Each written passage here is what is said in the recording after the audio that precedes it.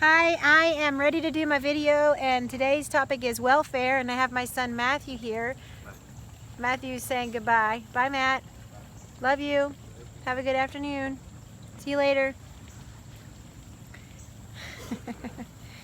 Okay, he said, I don't want to be on the video, so I put him on the video. Anyway, that's my son. He's 18. He's my last baby, and he's going to go to college. And he plays baseball, and yeah, so anyway, I love him, and I'm going to miss him. So we're going to talk about welfare. There are a lot of myths, and there are a lot of beliefs about the welfare system, and I think that I have some insight on that some people may not know. I will tell you in advance that I don't know everything about the welfare system. Oh, this thing is like a mirror. I don't know if I can do this. Hair's poking up. What is that? Anyways, okay, focus, Jamie. The welfare system. It's not something that everybody loves. I think that there are a lot of people in America that have a misconception about how it works, and they get pretty upset about people who have welfare, or especially people who might have access to the money that comes from the welfare system if they don't feel like that they are trying hard to work themselves. And so I'm going to tell you a little bit about it as far as immigration and the welfare system. So when clients come here, remember we were talking about clients that we serve are refugees or asylees, and they are legal when they have that documented paperwork. So the clients we serve, refugees and asylees that are approved asylees, are legal. And once we approve them, they actually do have some rights just like we do. So they're brand new to a country, and they have an ability, if they need to apply for some assistance with food, and with sometimes it's a little bit of housing assistance and things like that. They can do the same thing that American citizens can do with that regard. But just like an American citizen, if they apply for the welfare system, if they apply for help, they have some rules and responsibilities that are tagged onto that are very complicated, and a lot of us would say, yay, it's complicated, and it is, and you need to know what that means. So when a refugee client or an asylee client applies for help with food, they would have to go through an extensive paperwork process to do that. And one of the things that is required for them to receive the benefits for food stamps, okay, and SNAP benefits. SNAP benefits is like cash assistance if the family needs additional cash, and you can only have that for a period of time in your life, from my understanding. But the food stamps is available to people who apply for it and qualify forever if they have a financial need that would warrant them needing the food stamp money to buy food for themselves and their children. So some people, and I know in America we talk about this a lot, it's like, well, maybe the American person or the immigrant person is trying to have a whole bunch of kids and live on our system, and they're using all of our tax dollars, and we're paying for all of these people to come here, and they're not working, and they're just sitting there, at home eating bonbons, being lazy, and our tax dollars are paying for all of these people. And I think that there is a lot of fear that we have because of really not understanding what is really going on. So hopefully I can shed some light on that. The welfare system, first of all, I feel like it's broken. I'm not sure when the last time was that they really truly updated it, but it seems like it's out of date. I don't think that the people making the rules at the top really understand how it affects individuals at the bottom. So for our clients, I'll give you some examples of what that looks like. I first want to tell you that most of our clients are not receiving these benefits. There's only a small number of clients that we see that actually have government assistance, such as the welfare food stamps and sometimes housing. But there are newcomers that do receive that. Sometimes we get upset because we have someone new here that's receiving American benefits when we don't maybe feel like that they should. Remember, these are people that our government has allowed to come in here because they've done it the right way. I'm talking about refugees and asylees that are approved. They've done it, they've waited a long time sometimes to come in the right way. They've requested to come in, and our State Department, our government has approved them, okay? So then once they've been approved, now they can apply for some benefits if they need assistance. If you're new here, you're learning the language, you are trying to get a good job, you're trying to better yourself, and it's very difficult sometimes if it's yourself and a few kids, or yourself and you're taking care of your grandmother, where you got yourself and your family out of a terrible situation and you're trying to start your life over. So do we elect to feed the people or not feed the people? I think for a period of time there are circumstances in some of the clients' life that would cause them to need someone to help.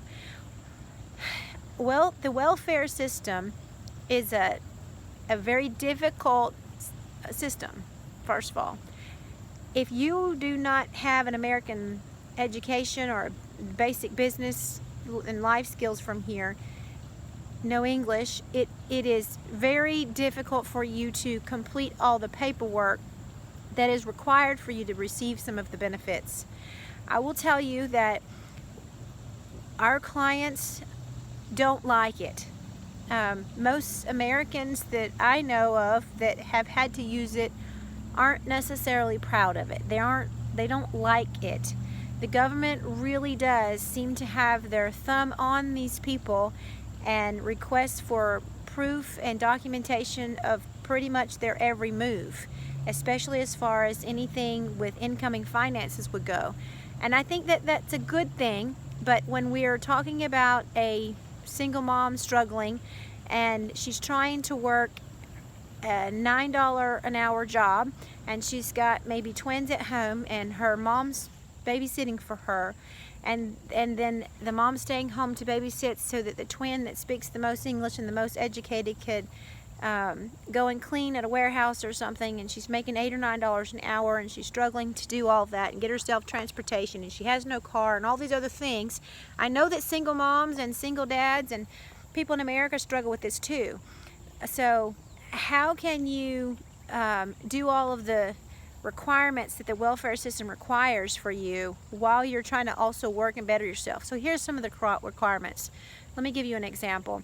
We have a mother who is almost in her 60s, and she's got a daughter in her, let's say, 30s, and the daughter is here in the United States, and she has twin babies, and the husband was not able to come with them at the time because all of his documentation wasn't processed yet, so he may or may not make it into the United States, even though she was hopeful and thought that they would all come together and be unified after fleeing war and terror. So you've got a grandmother here watching the children, and she is not educated and speaks very little English and is terrified of the new life in America, but she is trying to help and support her daughter. Her daughter is trying to go to work. She works at a hotel, and she is making $8.50 an hour cleaning rooms.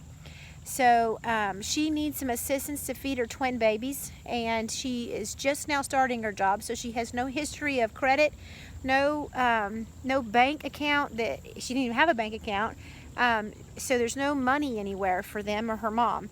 She initially comes into the United States through the refugee resettlement system. For the first 90 days, the resettlement agency would give each person in the family approximately $400 and something. That number changes a lot per month, and after those first 90 days, that assistance is gone.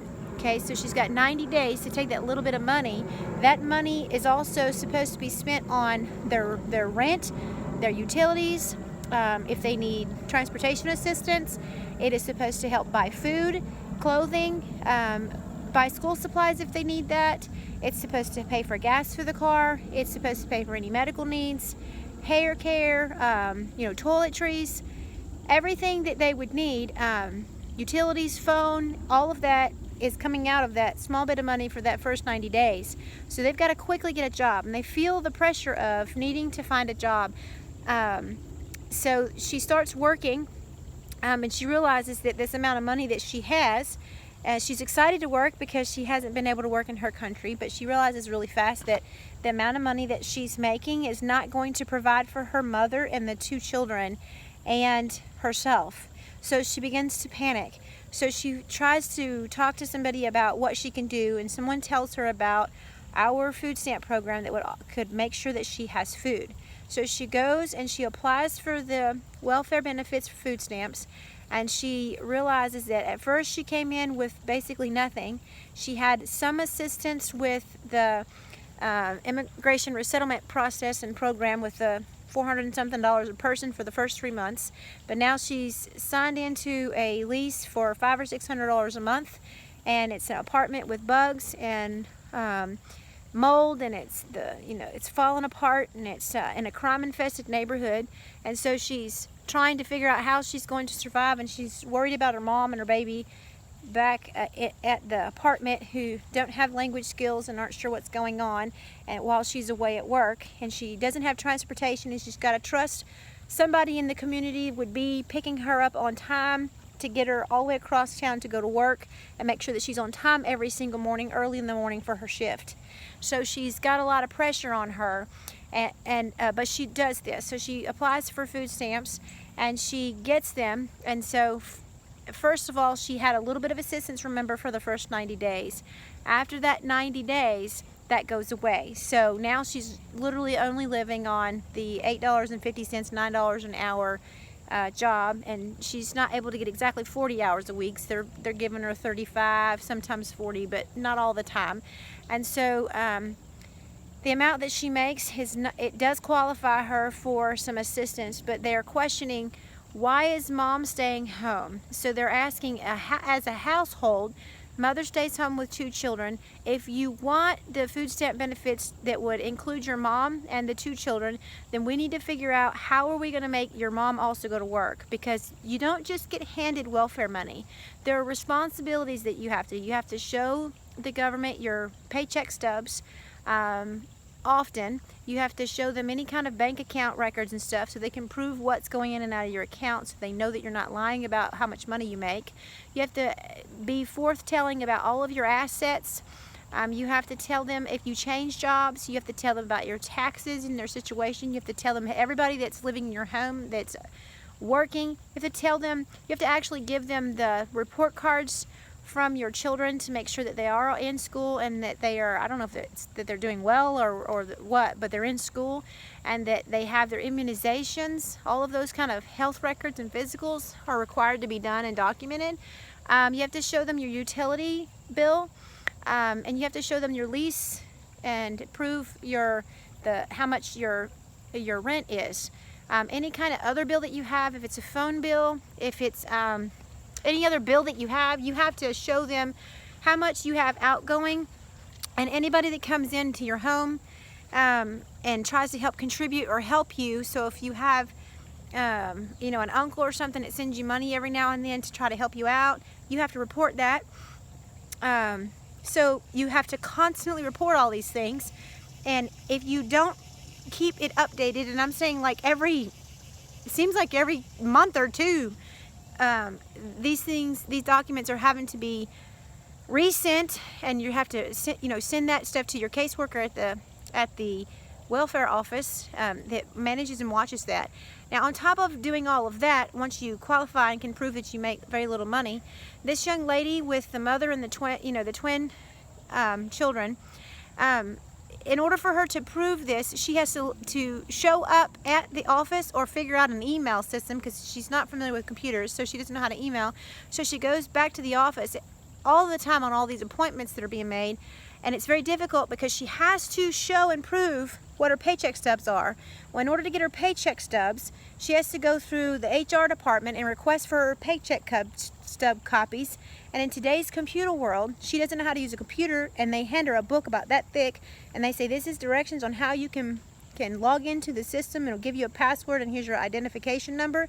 You have to set up your email and everything, and you would need to download your paycheck stubs, and all of your pay information is there, and you could print it and you could take it to the office. Well, this young girl doesn't know how to do that. It doesn't even have a computer, and so she's really struggling with how is she going to verify her income. So she works through that process, maybe finds someone to help her. Maybe the HR department feels sorry for her and they actually print the thing for her and hand it to her so she can actually take it to the DHS office. She takes her paycheck stub to the office after getting someone to transport her. The DHS office is far away. She doesn't have the gas money to get there, but she finally gets there. She had to miss half a day at work and risk being documented at work that she was missing a day so that she could go and sit at the welfare office about half a day to take a number and wait on everybody to put in the documentation that she brought.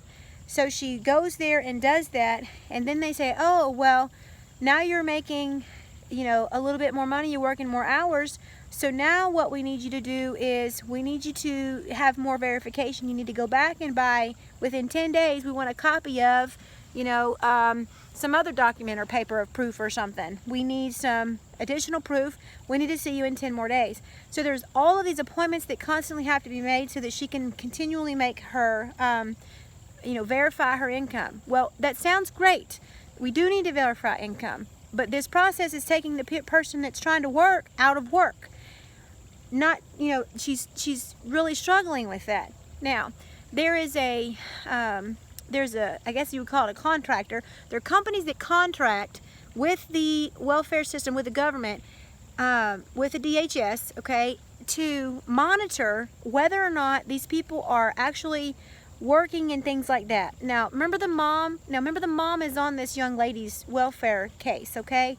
The mother, the grandmother, is staying at home. Well, she's, I guess it's not over 65, 67, so she's, let's say she's 60, okay? So she still is in an age bracket where she's supposed to be working, and they don't see any reason why she isn't working. They're not really recognizing that she's staying home taking care of the twins so that her daughter can work, and so that she doesn't have an education or anything, so she's not really sure how to find a good job that she could help. And then who's going to watch the kids? There is no one that she can trust to watch the kids, and they don't understand child care system and couldn't afford child care. So they can apply for a child care assistance program, and that's not easy either. And that process and tagging into that, and then the paperwork and figuring out that when she's brand new, it takes a long time if they ever figure out the child care system. Someone would have to help them.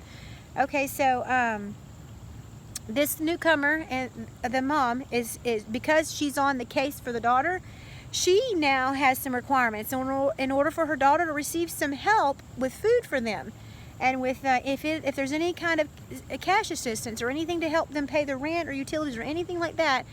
The mom has some requirements. She now has to show that she's trying to better herself and learn, like go to work. She's got to have at least some work hours, or she has to show that she's in a job skill class, or that she is learning English, and those hours are like 30 hours a week in English and educational hours, and then she has to do like 10 to 20 hours of community service and things like that in order for her, because she's not working. Now remember, the daughter would have to do this too if she didn't for some reason have a job, but she has a job, so she has to just turn in her paycheck stubs and show that she's working that 30 to 40 hours a week, and so she's doing that. But mom has to either show that she's working 30 to 40 hours, or she is required to find some sort of job skills program, and that, you know, and that's not easy, because a lot of the job skills program, these organizations that may do those have to be an organization that can speak her language and can actually teach her and educate her. That goes along with the English too. A lot of our English programs are just a few hours a day, 2 to 3 times a day, a week. So if you have 30 hours of educational hours that you have to have in English hours, and you can only find classes that are even offered at nonprofits such as Osh's Refuge for 6 to 10 hours a week, then where are you going to get your 30 hours? And somebody has to sign off and say that you were doing that.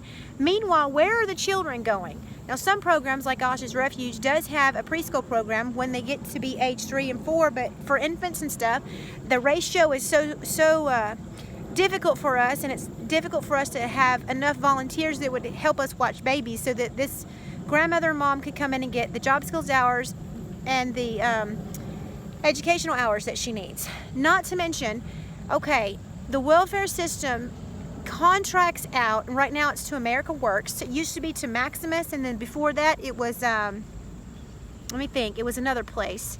And what they do is I guess the government doesn't have the funds or doesn't have the time or something to really monitor whether or not people are doing their community service hours and if it's all approved and they're doing it right. So these companies bid on it or something, and they contract out and say, we'll make sure that the people that receive welfare benefits, when we get their case information, we will see that they do their required hours, and we will prove and verify that by class attendance, signatures on where, you know, on who taught the job skill, where they're doing the volunteer or the community service, right, and where they're taking classes. So they actually are contracted out, and these companies aren't bad. But the thing is with refugees and newcomers and immigrants, there are very few programs that are immigrant and foreign language friendly, or I don't know how to say that word, but that can actually find ways of teaching people who have never been educated, such as, you know, people from African villages who were working in agriculture or in Nepal areas and stuff, who do not have a lot of job skills, and so it's very difficult for them to find places that will teach job skills, especially the number of hours that they need, and also English and life skills and all those other things. ASHA does this. However, we were signing and working with, in partnership with these America Works and these Maximus and these contracting company places, but we realized that we were doing all of the work and they were, in some sense, receiving the government benefits for a lot of the things that we were having to do. Now, I don't care about the money. It's not that. I want to help the clients, and that is my heart. But what was frustrating was we were required to do all of this documentation, and the clients would maybe be sick or something, and I would say, you didn't show up in class, so I can't sign that, and then they wouldn't have their food, and then it was like, since they were new, it was like they would blame me, you know, and I was like, I can't sign this because, and they would say, but you don't understand, the baby was sick or whatever. I'm like, well, you have to be in class. All I can do is say that you weren't, and I can say that you were sick, but you know, then I would look like the bad guy, and so I didn't want to be like the food stamp police, where I was not able to feed people that I felt like needed the food because of this program. So that is just one of the reasons, but also constantly having to do all these government paperwork things. Remember I said I don't take government grants? I don't. Well, when I signed and thought about, and maybe there's a way to do it, I'm not saying that there isn't, but for now, I don't like the way that's done as far as how it puts a target on our organization to make us look bad, like we're not the ones signing something that would allow them not to get fed and or clothed or have what they need. So I don't like the way that system is. So I think that we could be key to it, but I need whoever's at top to understand that this system doesn't work for non-English speaking people that have little to no job skills. And we're working on that. We've got to have a period of time where we have some daycare assistants, where we have infant care, where we can really encourage the newcomers, especially the older ones, to get involved and to learn some things. I think they actually would love to be involved in classes that would tell them, you know, teach them some social things, and that they could socialize, that could teach them some skills. They're not opposed to that, but their first priority is making sure these grandbabies are taken care of. They love their family, and they're going to stay home while their daughter works, and they're going to help. So how can we make a better program so that doesn't happen? Now, I think that some of the things that I'm telling you probably also happens to American people. So I'm very sensitive to the fact that there are American people that are also struggling with this welfare system. It's not the best system, and I don't know what is. I'm not saying I have all of the answers, but for newcomers, I feel like I have some ideas for them, and what could work better, so that they're actually encouraged to learn. So what if we brought people here, and instead of insisting that they rush to work when they don't have all the skills and everything, and I do think that we should have them work, but what if we work really hard instead of paying them in a way of food stamps and stuff like that. What if we paid them in some sense to go to school for the first 5 years and to become educated and enlightened them with skills that would take them forward? So solar power. What if we did things in agriculture? What if we did things in plumbing and maybe refrigeration and electrician? What about all the blue collar jobs, the farming jobs, and all these other kinds of things that you can do and maybe learn a little quicker with certificates and things. So I'm working with some organizations on that, but there's got to be a way where we can advance them. A lot of the clients we serve are really eager to work, and they do not want to be on the system. They've been in systems that have trapped them and oppressed them for years. So it's the last thing that they want, okay? How would you like to turn in your bank statement every single month? As a matter of fact, sometimes they'll save their money because they're so used to so little. So they don't spend money like Americans do. So whatever little money that they get, small amount, you'll be surprised, they'll save and save and save. And the other thing is they all live as a family together, whereas American people, our kids grow up and they move out and get married. A lot of these clients live all together. So they begin to help each other. The community helps each other. I'm spitting on you, sorry. But they begin to help each other, and they can save money as a family. And then if it's saved anywhere in their bank account, they get sort of in trouble. Well, where did you get the money? Because they're saving it, and then maybe their 20-year-old in another state is helping and working, and they're putting money in their parents' account so they'll have something. And then they sort of, in some sense, get in trouble. You can't expect necessarily that your 20-year-old is going to take care of you the rest of your life, because they're going to start a family and start their life. But for the time being, they're trying to save for maybe a car. Even trying to save for a car, in some sense, can get them in trouble, because now they have this money that they've saved. Even if it's, some way that somebody has sent money so that their parents could save for a house, so that one day they could better themselves. It's very difficult to save money. It's continual oppression. So this is some of my passion about the welfare system and how it doesn't work. I'm not for keeping people on a welfare system. I'm for teaching them and educating them. And seriously, what if people came in and we paid them to go to school? That sounds crazy. It does. But what if these payments, instead of it being food stamps and housing and all that, what if their paycheck was, you went to school, you get a paycheck. You were educated in this way, you get a paycheck. What if we did that for about 5 years, depending on what level where were they when they came in? What if we did that for a period of time and we encourage them, you're paid while you're in school when you get to this point, and then we give you job skills and things, and we filter you out naturally into society where you have some skills and confidence to live in a new world in America? Wouldn't that be better than not educating them and putting them in some sort of system that kind of keeps them down, and then the next generation is learning the same thing, and so that they're constantly trying to fight this food stamp and welfare system, and so they never really advance, but they stay stuck for 15, 20, 30, 40 years? Seems to me that we should help them initially for the first few years, and then we wouldn't have to continue to do it all of the time. So that is my idea, but I feel like the Lord placed it in my heart a long time ago. It's very difficult to be new in America and not know these things. It's not their fault, okay? I'm very sensitive to that. I think God is sensitive to that. Jesus escaped to run from King Herod, okay? He escaped his life. Jesus, in a sense, was a refugee.